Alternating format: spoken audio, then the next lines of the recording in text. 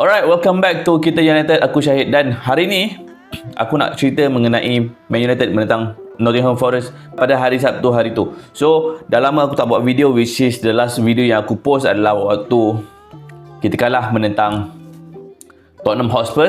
Dan hari ni aku ada kesempatan untuk aku buat video which yang aku tak ada masa nak buat dalam minggu lepas. So, fortunately kita ada masa untuk buat video yang ringkas untuk hari ni. So, Man United menang lawan Nottingham Forest 3-2. Satu perlawanan yang aku rasa memang roller coaster punya ride lah. Okay, kita start dengan very bad. Kita start dengan macam tak tahu apa yang jadi. Adakah kita well prepared ke tak mengenai game ni? Adakah kita aware tak dengan apa yang Awoniyi ada? Adakah kita aware tak dengan counter attack game yang Forest boleh bawa? Masa mula-mula kita sangat tak alert dengan Nottingham Forest punya attacking threat. Kita terlalu busy attack, kita terlalu busy dominate game sampai kita lupa yang Nottingham Forest ada players yang boleh lari, boleh create counter attack yang lebih efisien daripada kita. Antaranya adalah Awoniyi yang first minute lagi counter attack, first attack terus score.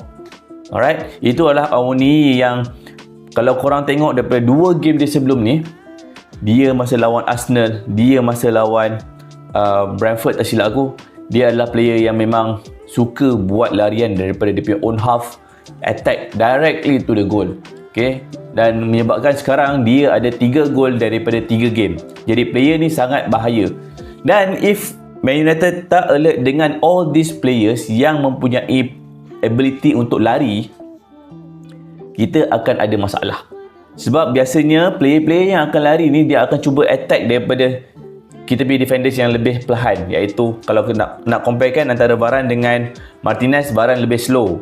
Jadi kalau kita nak these players tak buat larian macam tu, kita kena defense sedikit belakang sikit. Jangan terlalu tinggi sangat. Walaupun kita tahu kita perlu dominate that game, tapi kita punya defensive line pun kena sama alert dan juga berada di position yang betul. Okey, kalau tidak jadi macam tu counter attack dan kita punya goalkeeper akan jadi terlalu expose dan menyebabkan gol. Alright, itu yang first goal daripada Nottingham Forest. Dan second goal is aku rasa is quite mungkin nasib. Okey, gol yang kedua tu adalah daripada set piece yang aku rasa Nottingham Forest pun mungkin tak expect that goal. Okey, kita punya defender bagi aku, kita tak mark betul-betul, kita mark di belakang pemain dan menyebabkan player kat depan tu miss header and then bola tu ngam-ngam sampai kat kepala pemain Nottingham Forest tu. Okay, so benda ni adalah more positional mistakes dan juga player punya marking error. So itu adalah gol kedua daripada Nottingham Forest yang jadi semasa minit ke-3, which menunjukkan kepada permulaan yang sangat tidak baik untuk kita punya squad. Jadi selepas itu, seperti biasa kita mula dictate game, kita mencari first goal, cari first breakthrough. Dan inilah dia yang aku cakap selama ni, yang korang pun tahu selama ni, apa yang perlu Erik ten Hag buat dengan Marcus Rashford. Okay, dia perlu main di sebelah kiri dan hasil dia kita dapat 1 gol daripada assist Marcus Rashford kepada Eriksen. Walaupun kita tahu bukan number 9 yang score, dan and that position adalah position untuk number 9 score, but a goal is a goal, alright? Tapi ini menunjukkan bila Marcus Rashford main di sebelah kiri, dia akan jadi lebih efektif. Kalau you all nak tahu pasal stats mengenai Marcus Rashford, dia berjaya buat 2 complete dribbling daripada 3. Complete okay? Dan salah satunya dapat assist dan salah satunya in the second half dapat penalty.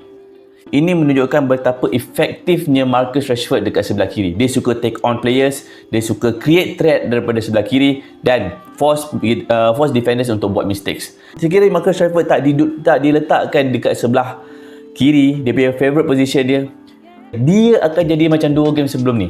Tak ada function and then dia tak boleh cari space sebab itu bukan dia punya dominant position dia. Bukan dominant favourite position dia untuk dia main. Jadi Marcus Rashford di sebelah kiri adalah satu threat yang telah dan bakal diguruni oleh tim-tim lain pada season ni. Alright, so itu mengenai Marcus Rashford. Dan mungkin ada yang tertanya-tanya kenapa Martial tak menjadi. Okay, first yang aku nak cakap dengan korang, Anthony Martial dia tak main game competitive game untuk berapa lama dah. Alright, dia injured season lepas, dia injured berapa lama. Banyak game yang dia terlepas, momentum dia hilang. Even pre-season pun, pre-season yang patut menjadi satu tempoh untuk cari dia punya rentak, momentum, cari dia punya rhythm untuk bermain. Tetapi Anthony Martial tak dapat. Okay, jadi dia dah terlepas all those key moments untuk menjadikan dia ready untuk competitive match.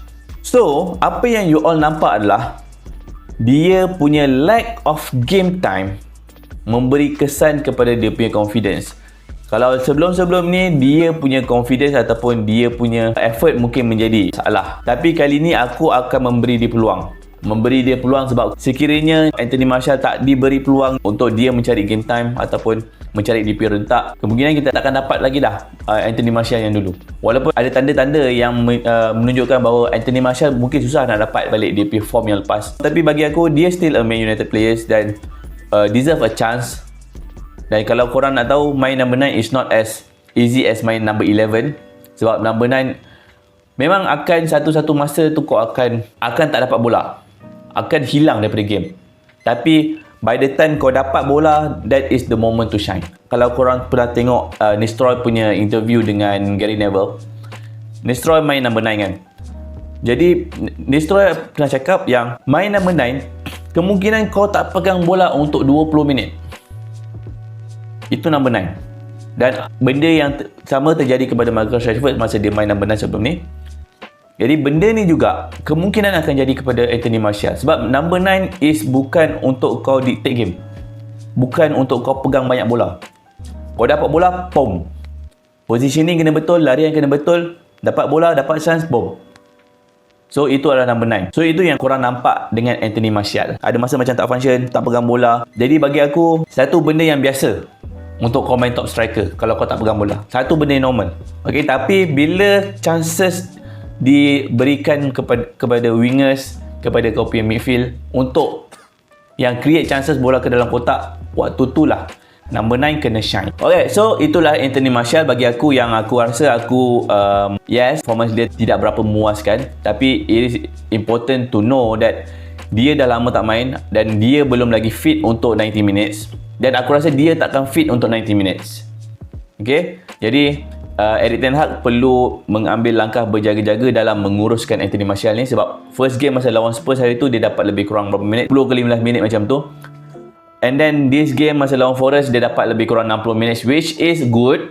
Dan aku harap maybe lawan Arsenal nanti dia akan lebih rotate dengan Højlund.